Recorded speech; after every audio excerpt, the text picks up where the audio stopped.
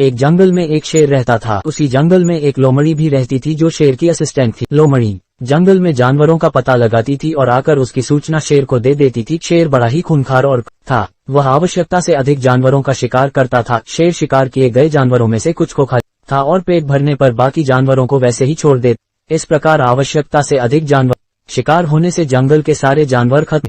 अब शेर और लोमड़ी के भूखे मरने की नौबत। शेर ने लोमड़ी से कहा कि वह जाकर जंगल के आसपास दूसरे जानवरों का पता लगाएं जिससे शेर का और लोमड़ी का पेट भरे। उसी जंगल से कुछ दूरी पर एक बहुत बड़ी नदी बहती थी और नदी के बीच में एक टापू था। उस टापू पर सारे शाकाहारी जानवर जैसे हिरण, खरगोश, बंदर, बकरी, भीड़ आदि सदियों से नदी से घिरा होने के कारण टापू पर कोई दूसरा बाहरी जानवर नहीं। लोमड़ी शेर की आज्ञा जानवरों का पता लगल पड़ी। उसे अपने जंगल में कोई भी जानवर नहीं मिला। थक हार कर लोमड़ी नदी किनारे बैठ गई। तभी उसकी नजर दूर बने टापू पर पड़ी। लोमड़ी ने सोचा अवश्य ही इस टापू पर कुछ जानवर रहते होंगे। ऐसा सोचकर लोमड़ी तैरकर टापू पर जाकर देखती है तो वहां बहुत से शाकाहारी जानवर थे, किंतु मांसाहारी अथवा शेर को चुनौती देने वाला जानवर नहीं था। ये देखकर लोमड़ी बहुत खुश हुई और अपने जंगल लौटकर उसने शेर को सारी बात बतलाई। लोमड़ी की बात सुनकर शेर बहुत खुश हुआ और उसने लोमड़ी को शाबाश। दूसरे दिन शेर लोमड़ी के साथ उस टापू पर जानवरों का शिकार करने के लिए। टापू पर शाकाहारी जानवरों को देखकर शेर के मुंह से लार टपक रही थी। उसने एक ही दिन में बहुत सारे जानवरों को मार डाला और कुछ जानवरों को खाकर बाकी जानवरों को छोड़ दिया। शेर लगातार 2 दिन इसी प्रकार शिकार किया। टापू के सारे जानवर शेर से बुरी तरह डर गए और सभी ने एक सभा में शेर से बचने के उपाय पर सभी ने अपने अपने सुझाव दिए। सभा में एक बूढ़ा बंदर भी था जो अपनी बुद्धिमानी के लिए जाना जा। सारे जानवरों ने उस बूढ़े बंदर से सुझाव मांगा। बूढ़े बंदर ने कहा, इस प्रकार अगर हम डरकर भाग तो हम में से कोई भी नहीं बचेगा। हमें सूझबूझ के साथ इस शेर का सामना करना।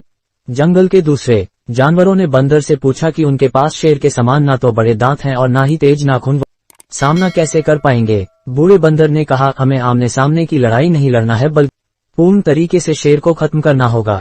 जानवरों ने बंदर से आगे की योजना जाननी बनाने के लिए कहा। सबके अनुरोध करने पर बंदर ने एक योजना बनाई जिससे बड़ी आसानी से शेर को मारा जा।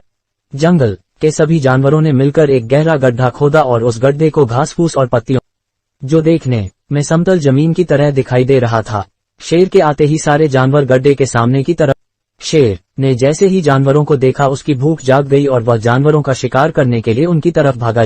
शेर गड्ढे के ऊपर से निकला। घास फूस और पत्तियों के दब जाने से शेर गहरे गड्ढे में गिरा। शेर ने और गड्ढे से निकलने का बहुत प्रयत्न किया, किंतु गड्ढा अधिक गहरा होने से लाख कोशिश करने के बाद भी गड्ढे से नहीं निकल सका। शेर के साथ साथ उसके पीछे भागते हुए लोमड़ी भी गड्ढे में गिर गई। भूख और प्यास से शेर और लोमड़ी दोनों की गड्ढे में ही मौत हो। इस प्रकार बंदर और जानवरों की चालाकी से उन्हें शेर से मुक्ति मिली और सभी जानवर पहले की तरह हंसी खुशी से रहने लगे। शिक्षा। शेर और बंदर की कहानी से हमें शिक्षा मिलती है कि बुद्धिमानी से बड़ी मुसीबत का सामना आसानी से किया जा सकता है। वीडियो यहाँ तक देखी है तो वीडियो को लाइक और सब्सक्राइब जरूर करना। ऐसे ही कहानी वाली वीडियो कहाँ पर मिलेगी रहेगी।